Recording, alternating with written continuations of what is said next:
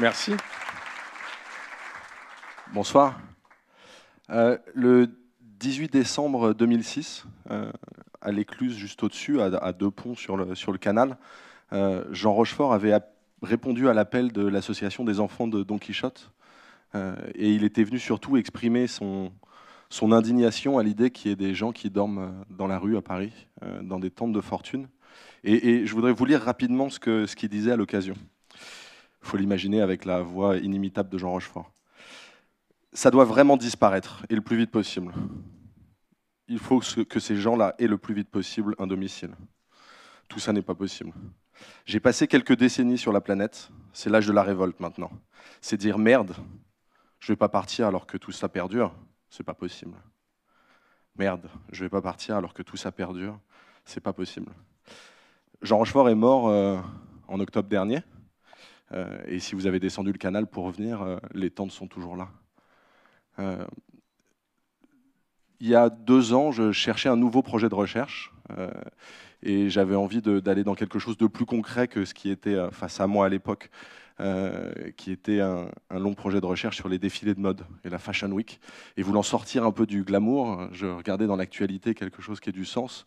Et malheureusement, il y avait 2 choses qui dominaient l'actualité à ce moment-là, la crise des réfugiés et un triste record qui était celui du nombre de sans-abri morts dans la rue en France. On en était à 500 à l'époque. Et j'ai eu envie de travailler sur les 2 sujets. Il y en a un qui m'a mené vers les camps de réfugiés au Liban, en Syrie et récemment avec les Rohingyas dans le sud du Bangladesh. Mais ce dont je voudrais vous parler ce soir, c'est les SDF, ceux que l'abbé Pierre appelait avec amour et avec humour les couches dehors, et qui sont encore toujours là. D'ailleurs, j'emprunte à l'abbé Pierre le sous-titre de ma présentation et j'en reparlerai tout à l'heure. Sur cette idée d'une insurrection de la bonté. Et je m'inspire d'un titre d'Hannah Arendt, sur lequel je reviendrai tout à l'heure. Je n'habite pas en France, j'ai le privilège et le plaisir d'habiter dans une ville britannique magnifique, qui est la ville d'Oxford, qui existe autour d'une université médiévale. Ce qui fait que juste derrière chez moi, il y a ces bâtiments-là, St. John's College, par exemple, construit au XIIIe siècle. Et sur ces photos qu'on trouve sur tous les sites internet de toute l'université d'Oxford, il manque 2 choses. Premièrement, c'est en Angleterre, donc il ne fait pas toujours ce temps-là. Il fait ce temps-là. Toujours magnifique, toujours médiéval, un peu gris, un peu pluvieux, un peu froid. Il manque une autre chose, c'est que proportionnellement, la ville d'Oxford est une des villes qui a le plus de SDF en Grande-Bretagne. Et c'est eux dont je voudrais parler parce que on ne les voit pas sur la carte postale, ils disparaissent des photos, mais c'est eux qui sont le plus marquants si on fait un tout petit peu attention à la ville d'Oxford. L'Angleterre a une population croissante de SDF, ils sont comme nous, ils ont du mal à faire face aux problèmes, parfois malheureusement pour des raisons totalement cosmétiques. Imaginez que vous ayez un mariage royal dans les rues de Londres, forcément ça fait un peu tâche. Et sur les selfies des touristes à Oxford, c'est sûr qu'un SDF, ça ne fait pas bien non plus. Donc aujourd'hui, la ville d'Oxford a laissé passer des amendes de 2500 livres sterling pour ces gens qui avaient l'outrecuidance de ne pas avoir les moyens de dormir quelque part. 2500 livres sterling. C'est dérisoire. En même temps, la France n'est pas un pays modèle non plus. On a eu des débats récemment sur le nombre de gens qui dormaient dans la rue à Paris, qui a donné lieu à cette nuit de la solidarité, certes très politique, mais qui avait un avantage, c'était d'être capable de répondre à la question de combien de personnes dorment dans la rue chaque nuit à Paris. 3000. 3000. Le chiffre varie évidemment. 450 dans le 10e arrondissement. Et vous pouvez en trouver une centaine si vous remontez le canal entre ici et Stalingrad. La fondation l'Abbé Pierre, justement, a identifié que sur les 10 dernières années, la population de SDF avait augmenté de 50%. 150% sur les 10 dernières années. Ça valait le coup, en tout cas pour moi et pour une collègue avec laquelle je travaille, Anne Janant, qui est à l'Université Paris-Sud. Ça nous a donné envie de travailler sur ce phénomène-là. Et un des grands avantages de notre métier, c'est que quand on commence à travailler sur un sujet, il faut qu'on lise énormément. C'est un travail solitaire, parfois ennuyeux. Les étudiants qui sont en train d'écrire leur mémoire en ce moment en savent quelque chose.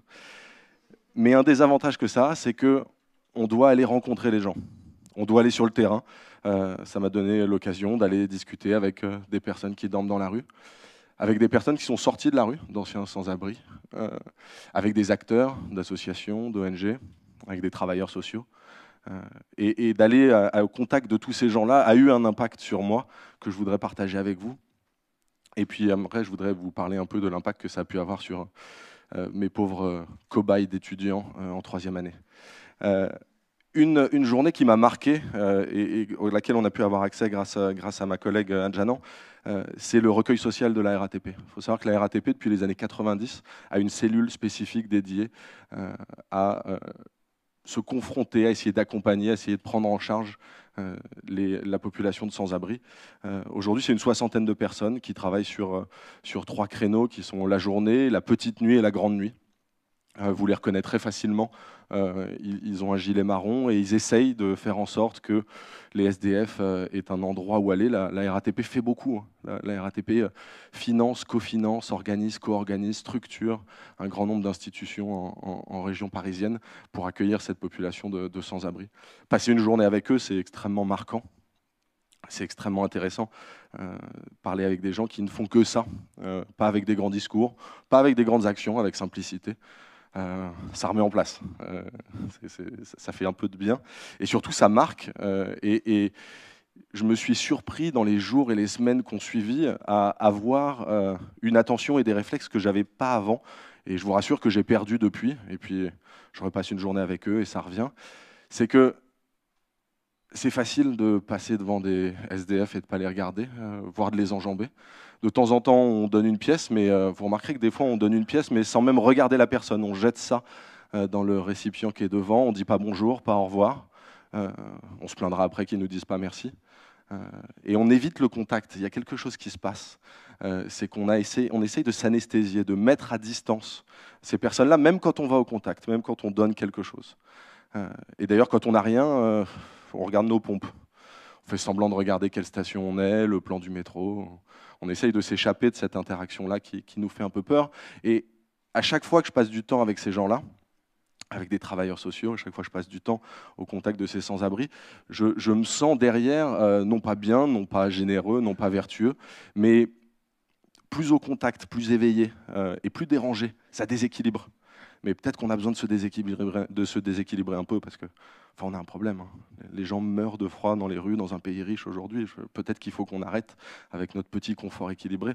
Ça m'avait rappelé la manière dont Hannah Arendt caractérisait Adolf Eichmann, dont elle suivait le procès, qui était un fonctionnaire nazi. Et elle suivait son procès en 1961 à Jérusalem.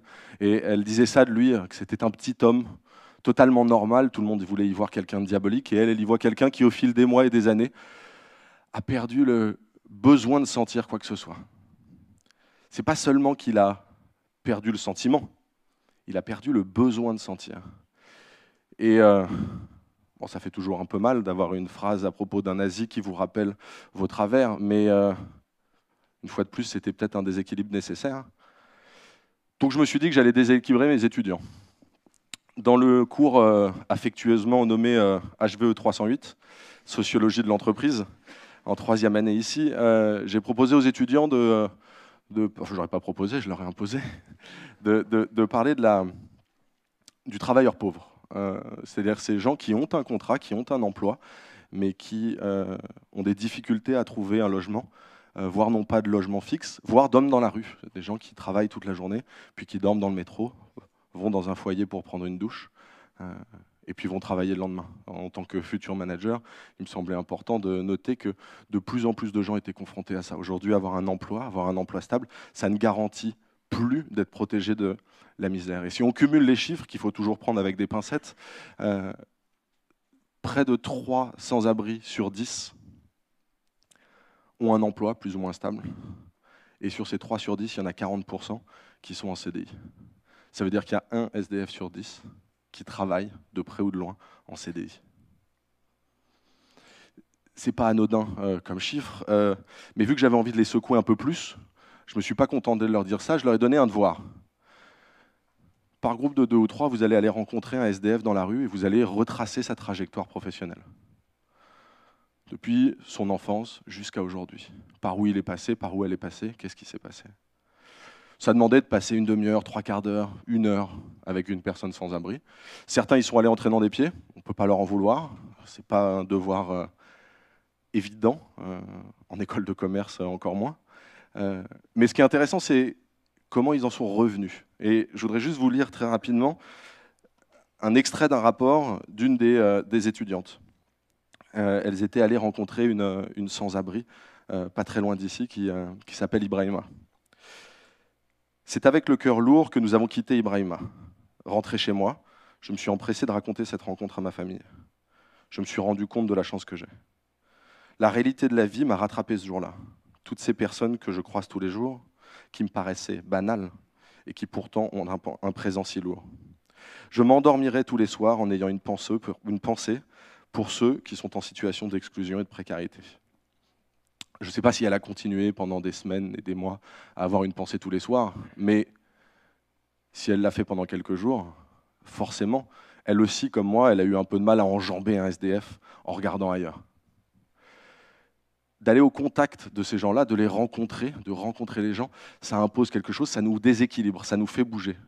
Mais c'est un déséquilibre nécessaire. Notre équilibre est souvent une manière de cacher notre confort auquel on est très attaché, confort qui se fait au détriment de la rencontre avec l'autre. Histoire de pousser encore un peu dans le cours, parce que je trouvais qu'il s'était un peu reposé jusque-là, la dernière séance était consacrée à un documentaire qui s'appelle Comme tout le monde, que je vous conseille, qui fait le portrait de 4 sans-abri. L'équipe du tournage nous a fait le plaisir de venir pour discuter avec les étudiants. Et on a fait la surprise aux étudiants, ils sont venus avec 3 des 4 sans-abri pour qu'ils puissent poser des questions. Michael, Kenny, Loubna. Là, vous pouvez voir Kenny et Loubna, je n'ai pas trouvé de photo de Michael.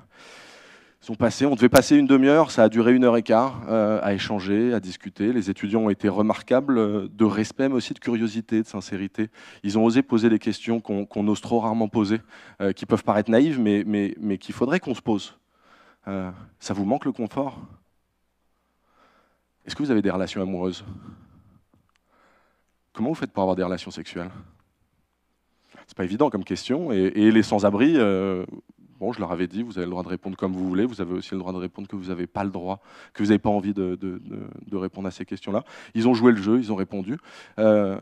On devait terminer à 19h30, les étudiants sont restés jusqu'à 20h15. Faire rester des étudiants après 19h30, c'est pas évident. Les étudiants ont traîné après, ont discuté avec les SDF, ont pris des numéros d'associations, certains sont allés faire des maraudes. Certains se sont inquiétés de ce qu'était devenue la personne qu'ils avaient rencontrée. Un des groupes est retourné et n'a pas réussi à retrouver la personne, s'est inquiété, s'est renseigné, a réussi à retracer et était rassuré. Il m'a envoyé un mail en me disant « c'est bon, on l'a retrouvé, il va bien ». Il y a quelque chose de naïf, il y a quelque chose de touchant, mais en même temps, est-ce que c'est pas choquant que cette naïveté et que cette pulsion-là de rencontre, on l'ait autant perdue? Une fois qu'on rencontre ces personnes-là, une fois qu'on discute avec elles, une de ces personnes-là, celle que vous voulez, on les regarde, on les voit, et apparaît le visage, qui est extrêmement important chez Emmanuel Lévinas, philosophe français pour qui la relation éthique et la pulsion de responsabilité, une pulsion qui pour lui était infinie, passait par le visage. Le visage s'impose à moi, sans que je puisse cesser d'être responsable de sa misère. La conscience perd sa première place. L'idée qu'on est au centre du monde, que notre confort est plus important que celui des autres, que notre équilibre est plus important que celui des autres, disparaît au moment où on fait l'effort de rencontrer l'autre, de rencontrer la personne. C'est pas évident, ça fait bouger, ça laisse une trace. Pensez à cette étudiante qui, à ce moment-là, déclare que tous les soirs, elle se couchera en ayant une pensée pour les personnes en situation d'exclusion. Ça peut faire sourire, mais en même temps, est-ce que c'est pas choquant qu'on aille se coucher tous les soirs sans avoir une pensée pour des gens qui dorment dehors? Il y a quelque chose de bizarre dans cette anesthésie-là. Et ça me fait revenir à Hannah Arendt, et même si c'est toujours un parallèle qui est douloureux à faire, pour Hannah Arendt, il n'y a pas de mal absolu, il n'y a pas de mal radical. Adolf Eichmann n'est pas diabolique, il est banal, il est normal. Là où le mal peut s'installer, ça n'est pas parce qu'il y a une personne diabolique, mais parce que nous sommes tous prêts à rentrer dans cette banalité, cette tranquillité, ce confort. Pour elle, la banalité du mal, c'est le refus de juger, c'est quand on se met à distance, c'est quand on ne se donne pas les moyens de voir, de rencontrer, d'observer. Faute d'imagination, faute d'avoir présent devant les yeux et de prendre en considération les autres. On se met à distance de manière à ne pas voir. Et comme ça, on se protège. Ce que je voudrais vous proposer, c'est d'essayer d'inverser les choses et de rentrer dans une banalité du bien, pas avec des grandes actions, pas avec des grands défis, mais avec simplement le fait de refuser d'être anesthésié. Aller au contact, aller rencontrer. Alors, je ne vais pas vous donner des devoirs, je n'ai pas le même pouvoir sur vous que sur mes étudiants, les miens sont obligés de faire ce que je leur dis de faire.